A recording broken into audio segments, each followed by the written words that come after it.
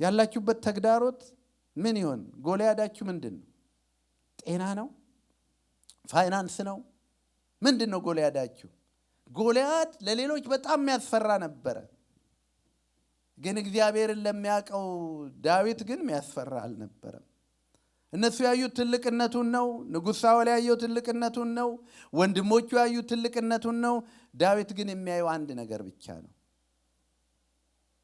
ያልተገረዘ መሆኑን። ዳዊት የሚያየው ሌላ ነገር፣ እግዚአብሔር ከእርሱ ጋር መሆኑን። እግዚአብሔር አለ ነው ዳዊት አንዱ የተመሰገነበት ታሪክ ጦርነትን ሁሉ አይዋጋም፣ ጦርነት ይመርጣል። እልፍ በልበሉት ጎናችሁ ያለው ሊያገኝህ ሊዋጋ ከፈለገ በሙሉ ጋር አትዋጋ። ሊያናግርህ የፈረገ ክፉ ሊያናግርህ ከፈለገ አትነጋገር። እንደ ነህምያ አልወርድም በሉት። ና ውረድና እንጫወት አሉት። አልወርድም በሉት። እስኪ ጎናችሁ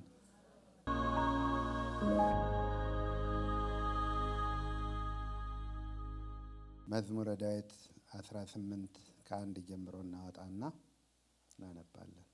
አቤቱ ጉልበቴ ሆይ እወድሃለሁ፣ እግዚአብሔር አለቴ፣ አምባዬ፣ መድኃኒቴ፣ አምላኬ፣ በእርሱ የምተማመንበት ረዳቴ፣ መታመኛዬና የደህንነት ቀንድ መጠጊያዬ ነው። ምስጋና የሚገባውን እግዚአብሔርን እጠራለሁ፣ ከጠላቶችም እድናለሁ። የሞት ጣር ያዘኝ፣ የአመፅ ፈሳሽም አስፈራኝ። የሲኦል ጣር ከበበኝ፣ የሞት ወጥመድም ደረሰብኝ።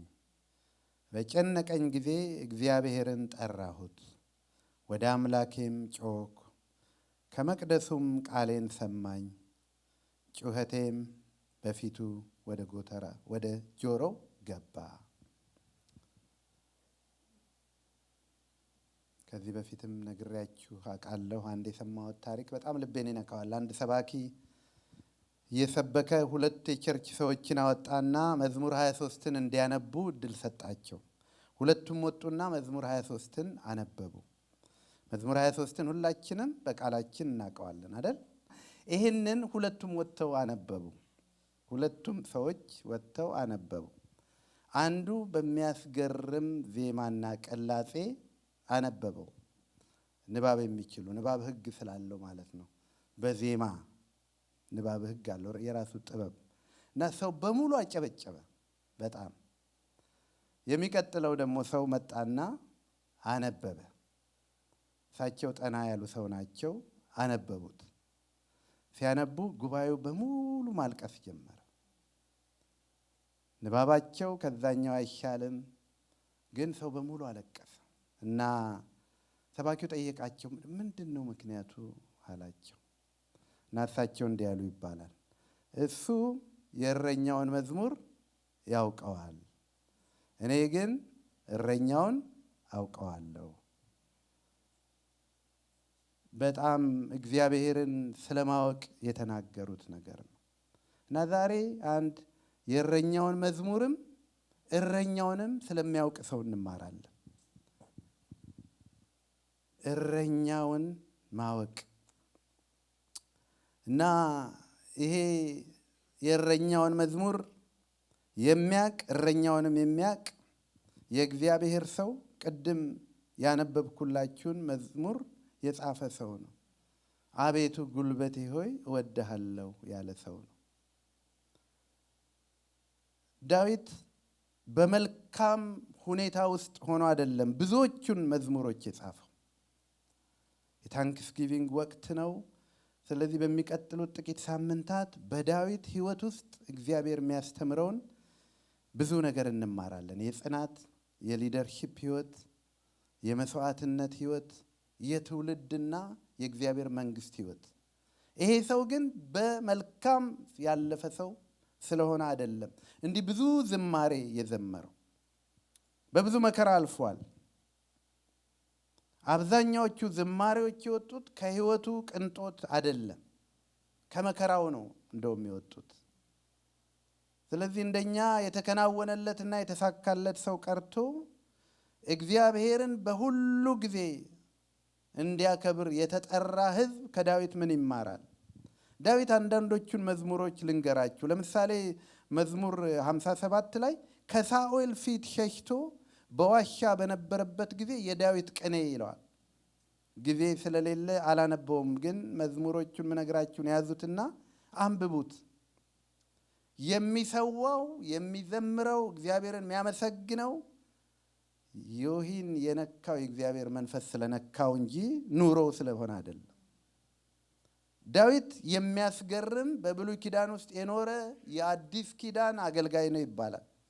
ሌላው ቀርቶ አቤቱ መንፈስን ከኔ አትውሰድብኝ ያለ ሰው ነው። ስለ መንፈስ በደንብ የገባው ሰው ነው። ሰው በብቻው ከንቱ እንደሆነ የገባው ሰው ነው እና ከሳኦል ፊት በሸሸ ጊዜ ተቀኝቶለታል።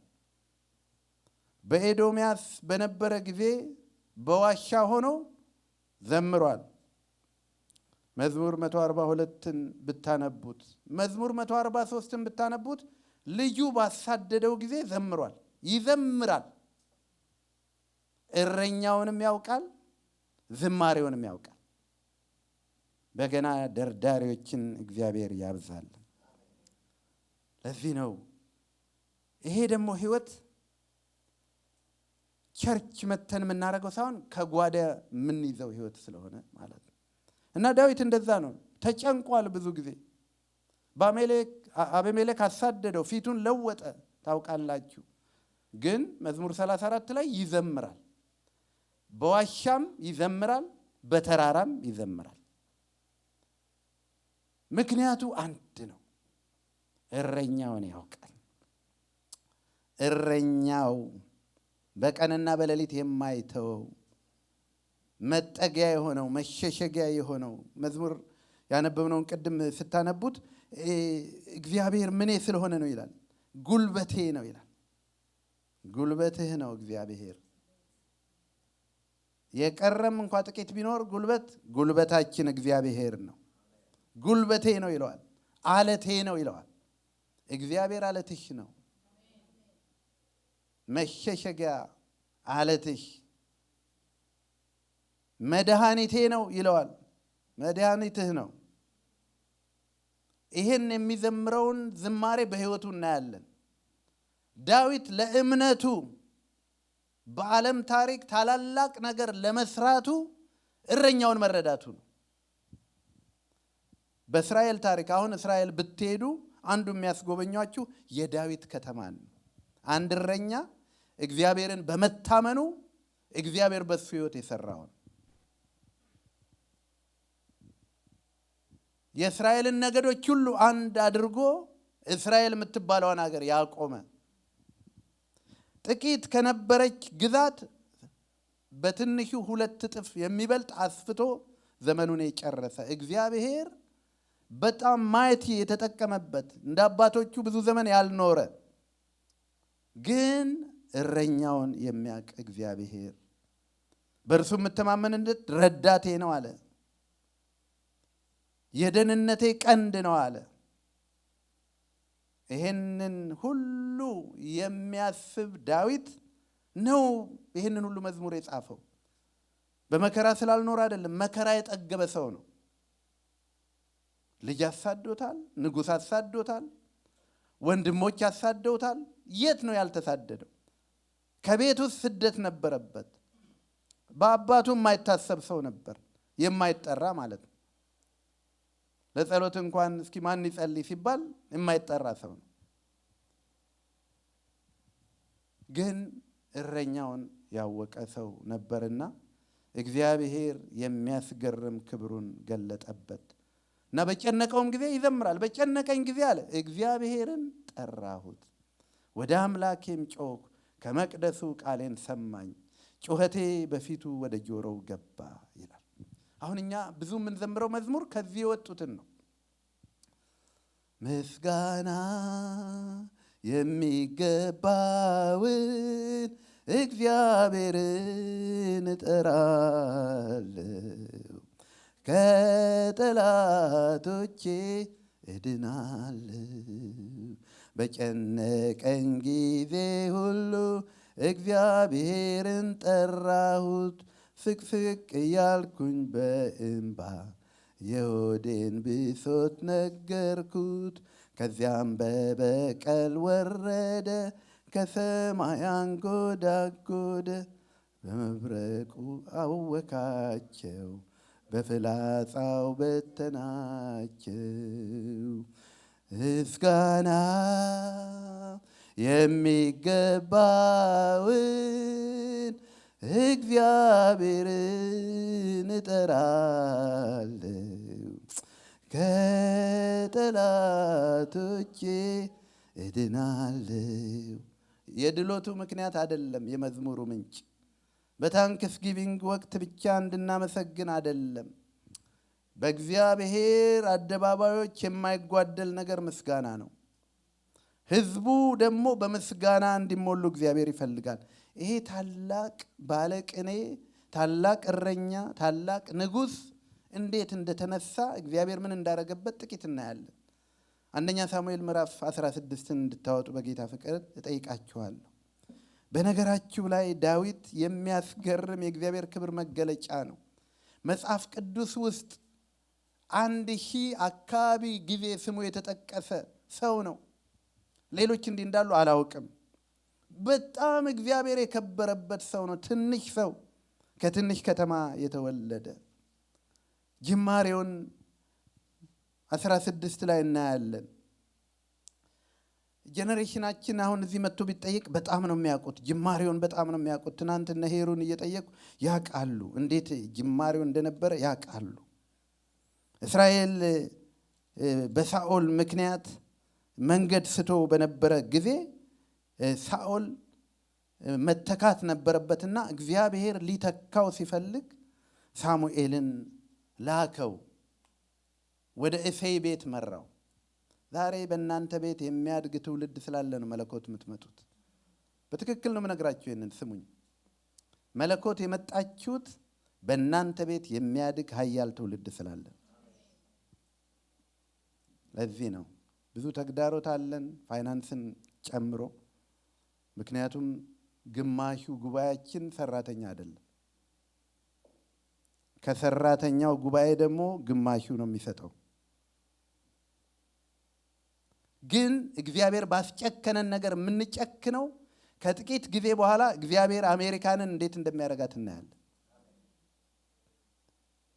እንደ ያዕቆብ እንጠብቀዋለን።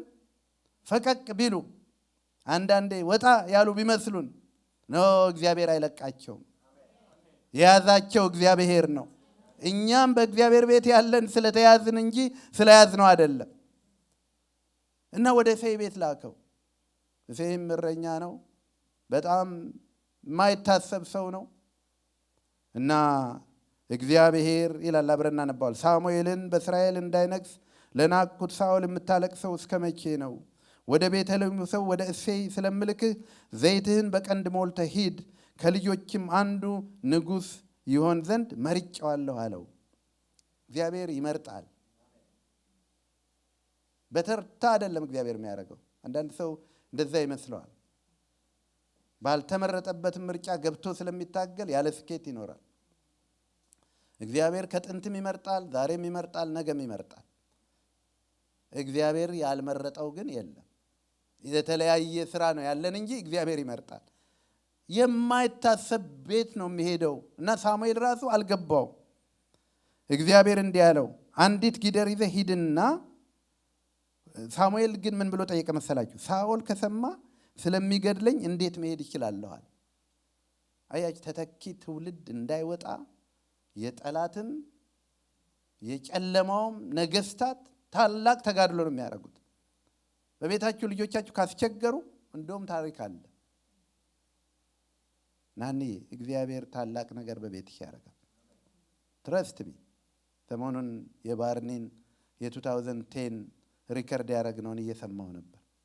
አይተዋቸው የሆነ ቦታ ላይ እንዲህ ሊሉ ይችላሉ። እግዚአብሔር ግን አይተዋቸው። ለምን? የመረጠው እግዚአብሔር ነው። ኃይሌ እግዚአብሔር ነው። ጉልበቴ እግዚአብሔር ነው። ስለዚህ ንጉሱን ፈራዋለሁ አለው። እግዚአብሔር እሰዋለሁ ብለህ ጊደር ይዘህ ሂድ አለው። እሴይን ወደ መስዋዕቱ ጥራው፣ ከዛም የምታደርገውን አሳይሃለሁ፣ ምነግርህን ሰው ትቀባልኛለህ አለው። ሳሙኤል እግዚአብሔር ያለውን ነገር አደረገ። ቤተልሔምም እንደደረሰ የከተማይቱ ሽማግሌዎች እየተንቀጠቀጡ ሊገናኙት መጡ። እነርሱም አመጣጥህ ለሰላም ነውን ብለው ጠየቁት ይላል። እግዚአብሔርን የሚፈሩ ነበሩ። በፍርሃት አገልጋይ ስለመጣ በፍርሃት እግዚአብሔር ያለህ ነገር አለን። ዛሬ በእነዚህ ልጆቻችን መልእክትና ከፕሮግራሙ በመጀመሪያ ጀምሮ እግዚአብሔር የሚናገረን ይሄንን ነው። እግዚአብሔርን በፍርሃት በአክብሮት ለመዳችሁት ነው የተባልነው። አሁን ልክ ነው፣ ለምደነዋል። እኔ ምስክር ነኝ። የዛሬ 10 ዓመት ከዚህ የበለጠ ፈራዋል። አይ ኮንፌስ። እና ምንድነው ልታደርግ የመጣው? ነብዩ ምን ሊያረግ ነው የመጣው? ሳሙኤልም ሰላም ነው የመጣሁት ለእግዚአብሔር መስዋዕት ላቀርብ ነው። እናንተም ራሳችሁን ቀድሳችሁ ከኔ ጋር ወደ መስዋዕቱ ኑ ሲል መለሰላቸው። ከዚያም እሴይና ልጆቹን ቀደሳቸው፣ ወደ መስዋዕቱም እንዲመጡ ጠራቸው። እዚያም በደረሱ ጊዜ ሳሙኤል ኤልያብን አይቶ በእርግጥ እግዚአብሔር የቀባው ሰው እነሆ በእግዚአብሔር ፊት ቆሟል ብሎ አሰበ። አገልጋዮች የሚሳሳቱ ናቸው። አንድ ደግሞ ይህን እንድትይዙ አደራ እላችኋለሁ። አገልጋይ ክርስቶስ አይደለም። አንዳንድ ሰዎች አገልጋይን ሕይወት ያዩና ከቤተ ክርስቲያን አልሄድም ይላል። ብዙ ሰዎች ውጪ ይገጥመኛል። በዚህ ዘመን ገሌ የተባለው ነቢይ እንዲያደርጓልና የጠራህ ነቢዩ አይደለም፣ የጠራህ ኢየሱስ ነው። በእግዚአብሔር ቤት የምትገኘው ስለ እግዚአብሔር ነው። እና ይሄ ነው አለ። አሁን እኮ እኛ በአንዳንድ ነገር ጣታችንን ለመቀሰር እኮ በጣም ምን ቸኩለው ስለ እግዚአብሔር ክብር ፌስቡካቸው ላይ የማይጽፉ ሰዎች የተሳሳተ ሰው ለመጠቆም ይጽፋሉ። ተሳስተዋል። አንዴ ደግሞ አይደለም የተሳሳተው፣ ቀጠለ። እግዚአብሔር በእርግጥ የቀባው ሰው እነሆ በእግዚአብሔር ፊት ቆሟል ብሎ አሰበ። እግዚአብሔር ግን ሳሙኤልን መልኩን ወይም ቁመቱን አትይ፣ እኔ ንቄዋለሁና እግዚአብሔር የሚያየው ሰው እንደሚያየው አይደለም። ሰው የውጭውን ገጽታ ያያል፣ እግዚአብሔር ግን ልብን ያያል አለው። ለእኛ ትምህርት ነው እንግዲህ ሁሉ የተጻፈው። ሳሙኤል እኮ ቃሉ ምድር ጠብ የማትል እኮ ነች። ግን ሰው እግዚአብሔርን እንደሚያየው እግዚአብሔር አያይም። ጎናችሁ ያለውን ሰው እንደምታዩት እግዚአብሔር አያየው። አንዳንድ ሰው እዚህ ወጥቶ ሲያገለግል አንዳንዶች በእነሱ ስታንዳርድ ይሄ እንኳን እንዲህ ይላሉ፣ ይሄ እንኳን እንዲህ ይላሉ። አይደለም፣ እግዚአብሔር የሚያየው እንደዛ አይደለም። ልጆቻችንንም እግዚአብሔር የሚያየው እንደዛ አይደለም። ሰው እንደሚያይ እግዚአብሔር አያይም። ቀጠለ።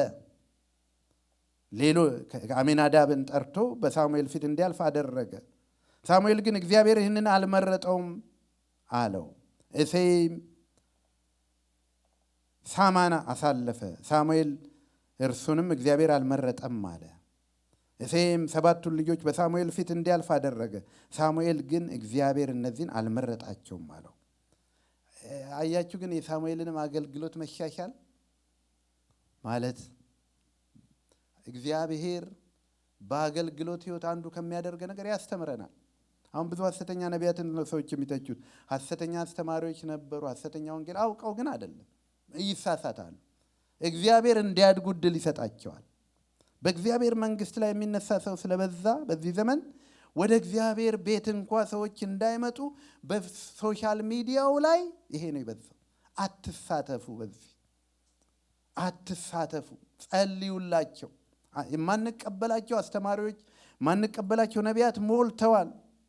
ምንም ጥርጥር የለውም። ግን በሶሻል ሚዲያ እነሱን ስላነሳን የጌታን ስም ነው የምናነሳው። ምንም ክብር ለእግዚአብሔር አያመጣም። እና ሳሙኤል አሁን አይደሉም ማለት ጀመረ እና ጠየቀ። እነዚህ ብቻ ናቸው? ሌላ ልጅ የለም ማለት?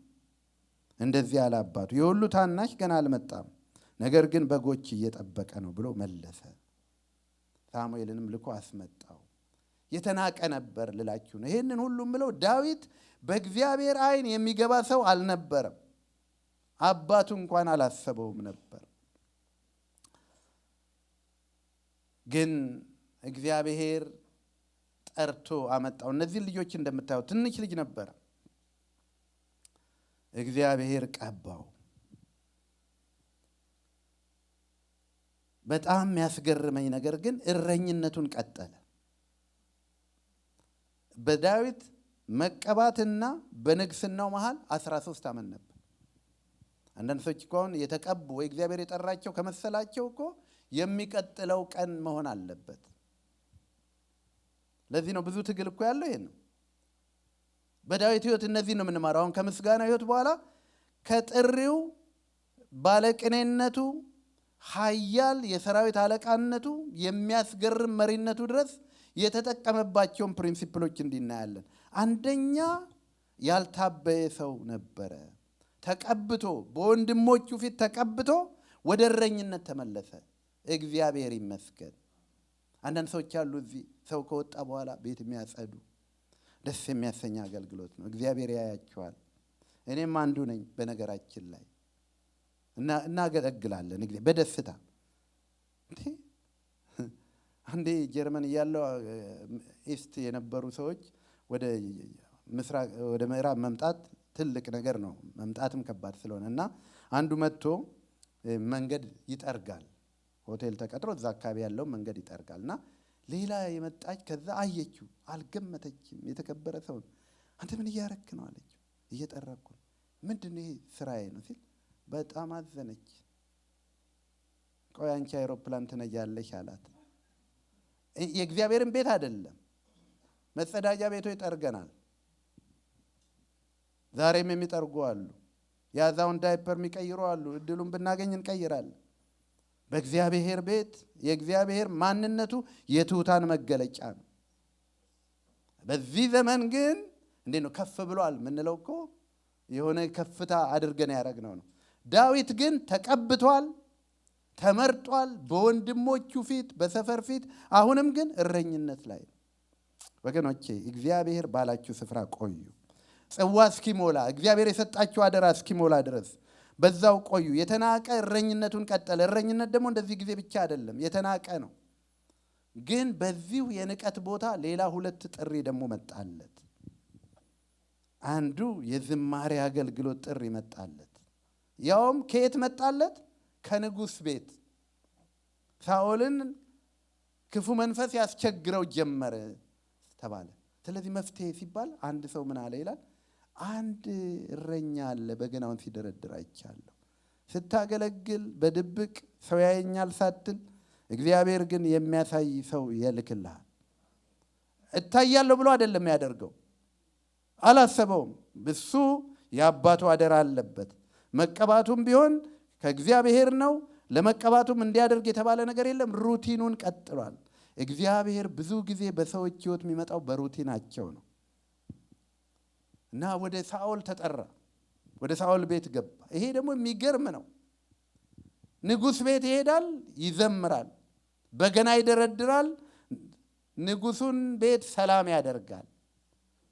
ግን የሚገርማችሁ ከቤተልሔም ወደ ቤተ መንግሥት እየተመላለሰ የአባቱን ከብቶች ይጠብቅ ነበር ይላል። አሁንም አልረሳም። እግዚአብሔር ስሙ ይባረክ። አንደኛ ሳሙኤል 16 እስከ 23 ስታነቡት ይህንን ነው የሚናገረው። ስለዚህ ደረደረ። አሁንም ይዘምራል። የተናቀ እረኝነቱን አገልግሎት ከመድረክ አይደለም የሚጀምረው። አገልግሎት ከጓዳ ነው የሚጀምረው። የዳዊት ጓዳው ጫካ ነበር። the most dangerous job ማለት ነው። ይህንን አገልግሎት በጸጋ ተወጣ። ሁለተኛው አገልግሎት ደግሞ መጣ። ምዕራፍ 17 ላይ ሁለተኛው አገልግሎት ለወንድሞቹ ስንቅ የማድረስ አገልግሎት። ይህም ከተቀባ በኋላ ነው። አሁንም ንጉሥ ነው፣ በውስጡ አለ። ግን ለወንድሞቹ በምን ሁኔታ ውስጥ እያለ? ዳዊትም የአባቱን በጎች ለመጠበቅ ከሳኦል ዘንድ ወደ ቤተልሔም ይመላለስ ነበር ይላል ምዕራፍ 17 ቁጥር 15 ላይ። በዚህ ሁኔታ ግን ስንቅ አቀብል ተባለ። አሁንም ሌላ አገልግሎት፣ ወንድሞችን የማገልገል አገልግሎት። ወገኖቼ እግዚአብሔር ዳዊትን እጅግ ያከበረው የወጣው ዜማ፣ የወጣው ዝማሬ፣ የወጣው ሊደርሺፕ፣ የወጣው ጥበብ ሁሉ ምክንያቱ እግዚአብሔር በዳዊት ያገኘው ልብ ነው። እንደ ልቤ የተባለ ልብ ስላገኘበት ነው። ያስባል፣ ሁሌ ያለፈውን ነው የሚያስበው። እና አዲሱ ምዕራፍ ደግሞ ተጀመረ። አሁን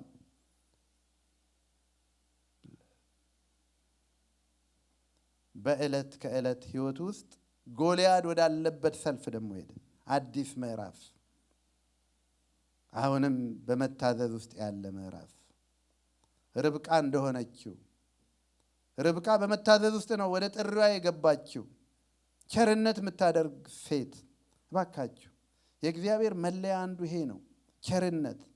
የማታውቀው ሰው ውሃ ጠጭኝ አላት። ኖ ውሃ ብቻ አይደለም ግመሎችን አጠጣለሁ አለች። በዚህ ዘመንስ በጣም ሞኝነት ነው። ሩት የሞዓባውያን ሰው ነች። በሞዓባውያን ንግስና ያላቸው ናቸው። እሷ ግን ምናል ኖ ኑኃሚን አገለግላለሁ አለ። በኖርማል ህይወታቸው መጥተው በዳዊት ሐረግ ውስጥ ገባች ሩት። ዛሬም እግዚአብሔር በተጠራንበት ጥሪ ሲያገኘን፣ በተሰጠን በታማኝነት ሲያገኘን ወደሚቀጥለው ጥሪ ይወስደናል።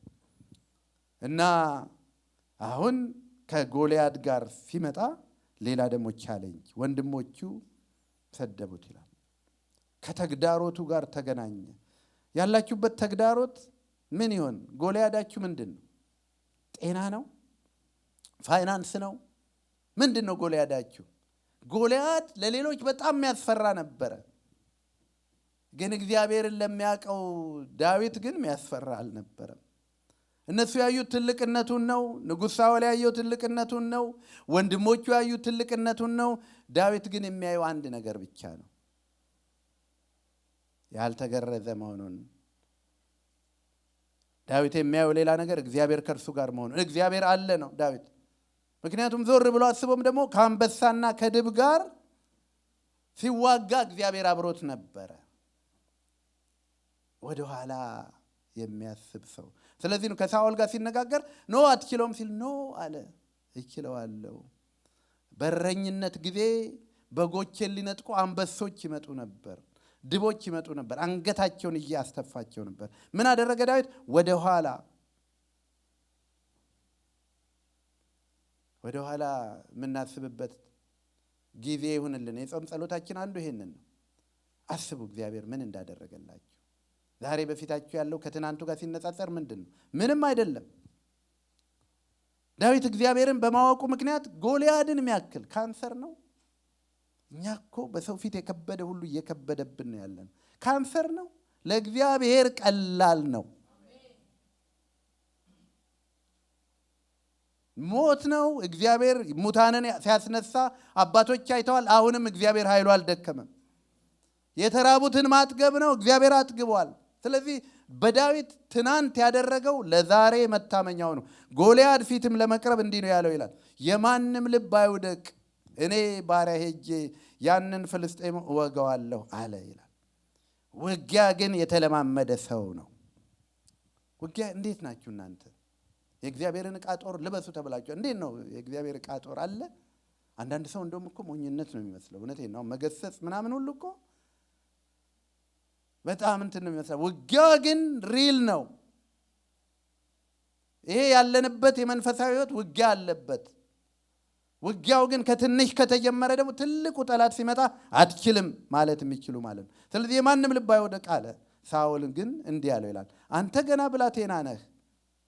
ምዕራፍ 17 ከ32 ጀምሮ ነው የማነበው። አንተ ገና ብላቴና ነህ፣ እርሱም ከብላቴንነቱ ጀምሮ ጦረኛ ነው።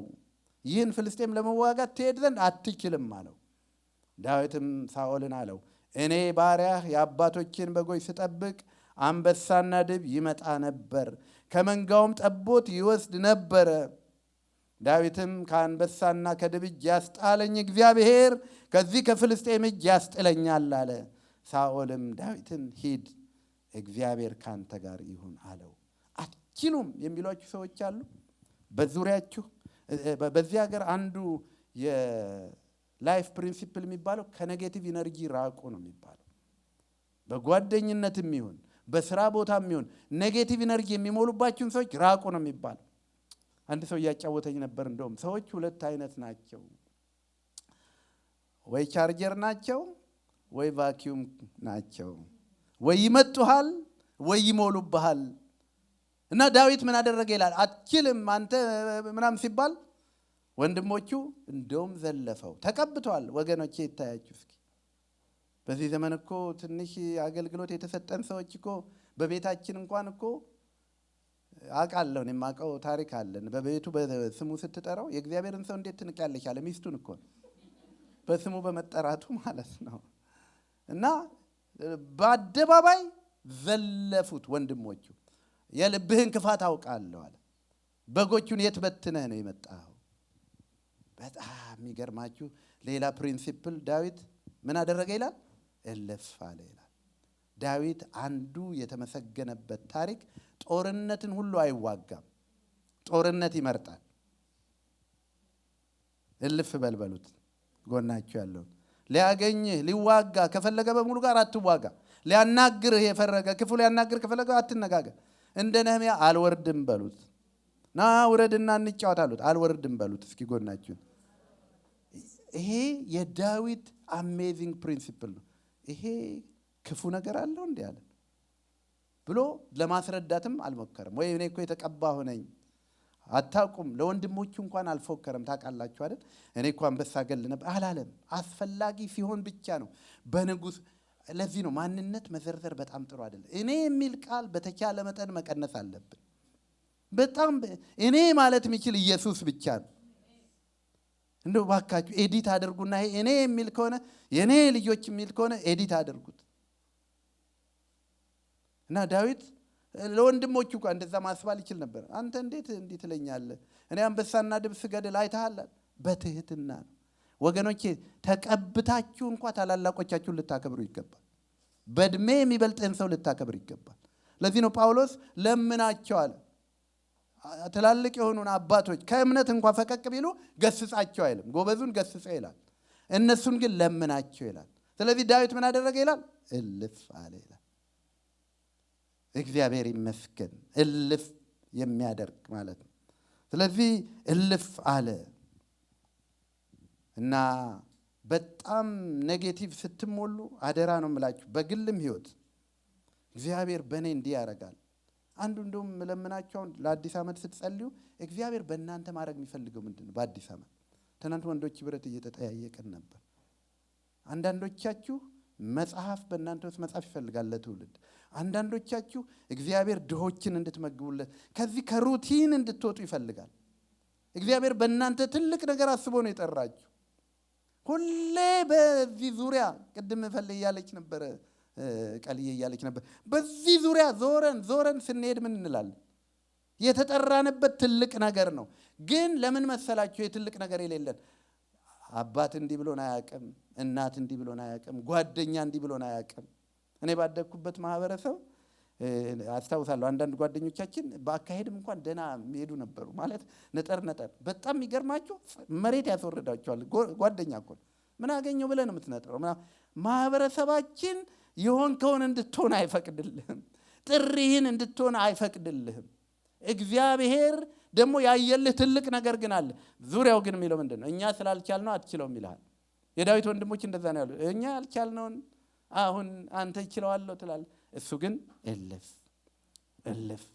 ንጉሱም አትችልም አለው በትህትና።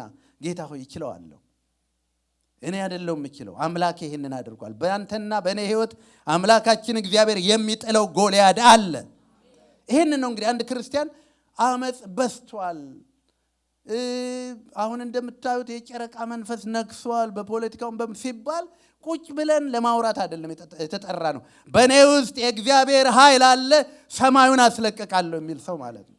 ሰማይ ሲለቀቅ ደግሞ ምድር ማስለቀቅ ይቻላል። ግን ምንድነው አሁን እኛ ያለንበት የ21ኛው ክፍለ ዘመን የማዘናጊያ ህይወት ምንድነው ብትሉ፣ ምቾታችን ግባችን ነው። በተቻለ መጠን ያልተጨማደደ ስጋ ይዘን መቃብር እስከምንሄድ ድረስ ዓላማችን ይሄ። እግዚአብሔር ግን የጠራን ለትውልድ ምቾት የምናመጣ የእግዚአብሔርን መንግስት የምናሰፋ ከኛ ፈቀቅ የሚል ነገር ማለት ነው። ዳዊት እንደዛ ነው ያደረገው። በዳዊት ህይወት መጨረሻ ላይ እንኳን ወንድሞቹ አይደለም ሀገረ እስራኤል በሙሉ ተባረከ። እዛ እስኪደርስ ግን ከጥሪው ታናሽነት ጀምሮ የወንድሞቹ ተግዳሮት ነበር። በእግዚአብሔር ቤት ብዙ ጊዜ ይሄንን ነው። እባካችሁ ወንድሞቻችሁን እህቶቻችሁን የሚያደክም ነገር አትናገሩ። እባካችሁ አንደበቶቻችሁን በእግዚአብሔር ጥበብ ኤዲት አድርጓቸው። እዚህ ሀገር አሁን ይባላል በካውንስሊንግ ፖዚቲቭ አድቫይዝ የሚባል አለ። ኔጌቲቭ ሳትናገሩ ማለት ነው። እኛ አሁን ልጆቻችንን አንተ ሆምወርክን አልሰራም ነው የምንለው። ብዙ ጊዜ ሆምወርክን እንደምትሰራ አውቃለሁ ብትሉ ፖዚቲቭ ነው፣ መልእክቱም ተላልፏል። አንተ በቃ ሰውነትን አትታጠብም። ሰውነትን መቼ ነው የምትታጠበው? በጣም ኮሚኒኬሽን ከሚጎድለን ማህበረሰቦች በዋነኛነት ሳንሰለፍ አንቀርም። ይህንን በደንብ ነው የምነግራችሁ። ልጆችን ዲስከሬጅ የሚያደርግ ልጆችን የሚከስ ደግሞ ሩቅ አይደለም ነው የሚሄደው እኔም ጋር ስላለን እና ስለዚህ አሁን ልጆቻችን አስተውላችሁ እንደሆነ መከሰስ አይፈልጉም በብዙ ነገር። አር ዩ ብሌሚንግ ሚ ነው የሚሉት። በጣም በቃ የመጀመሪያው ነገራቸው እኛ ተኳሾች ስለሆነ ማለት ነው። በተለይ እናቶች አይ ነው እናውቀዋለን። አዎ ስለዚህ እኛ ደግሞ እንደ እግዚአብሔር ሕዝብ በርታ፣ እግዚአብሔር ካንተ ጋር ይሁን ብትሉት። ዳዊት ይህንን ሁሉም ባያገኝ ግን በጠላቱ ፊት ቆመ። የቆመበትን ጥቂት ነገሮች ተናግሬ እጨርሳለሁ። የቆመበት ዋናው ነገር እግዚአብሔርን ከልጅነቱ ጀምሮ በቃል ኪዳን አምላክነቱ ማወቁ ነው። ሌሎቹ ያዩትን ቁመት እሱ ያላየው የአምላኩን ቁመት ስለሚያውቅ ነው። ሌሎቹ ያዩትን የጦር መሳሪያ ያላየው እግዚአብሔር በኃይሉ ችሎት ታላቅ መሆኑን ስላየ ነው። እግዚአብሔር ለእናንተ ማን ነው? እግዚአብሔር ላንቺ ማን ነው? የሚያበላ የሚያጠጣ ብቻ ልክ ወፎች እንደሚያበላ እንደሚያጠጣ አይደለም። እግዚአብሔር ዳዊትን ሕይወት ሲጠቀልል እንዲህ ነው ያለው። የዳዊት ሕይወት የተጠቀለለበት ርዕስ እንዲህ ነው የሚለው፣ ዳዊት በዘመኑ የእግዚአብሔርን ሐሳብ ካገለገለ በኋላ አንቀላፋ። ሐውልቱ ላይ የሚጻፍ ይመስላል በጣም። ምንድን ነው ሐውልታችሁ ላይ እንዲጻፍ የምትፈልጉት? እኔ እስካሁን የራሴን አላገኘሁትም፣ ግን ሁሌ ያስበዋል። ምንድን ነው ሐውልታችሁ ላይ እንዲጻፍ የምትፈልጉት? አስክ ዩርሰልፍ ፕሊዝ። እውነቴን እኮ ነው። በወንዶች ህብረት እንዲህ እያልን ነበር የምትኖረው የመጨረሻ 3 ወር ውስጥ ብትሆን አሁን ምን ማየት ትፈልጋለህ እያልን ነበር። ዳዊት የሆነውን ሁሉ ሆኖ ውጊያውን ተዋግቶ ቅኔና ዝማሬ ከሱ በገና ወጥቶ ነገስታትን ድል ነስቶ እስራኤል አሁን ያለችበት አድርሶ የይሁዳን የተበተኑትን 12ቱን ነገዶች አንድ አድርጎ ታቦቱን ወደ ኢየሩሳሌም መልሶ የዳዊት ያደረገው መጽሐፍ ቅዱስ ላይ በጣም ይገርማችሁ ነው። ግን ይህ ሁሉ ሲጠቃለል ምንድን ነው የሚለው? ዳዊት በዘመኑ የእግዚአብሔርን ሐሳብ ካገለገለ በኋላ አንቀላፋ። አንተ በዘመንህ የማንን ሐሳብ ነው እያገለገልክ ያለው?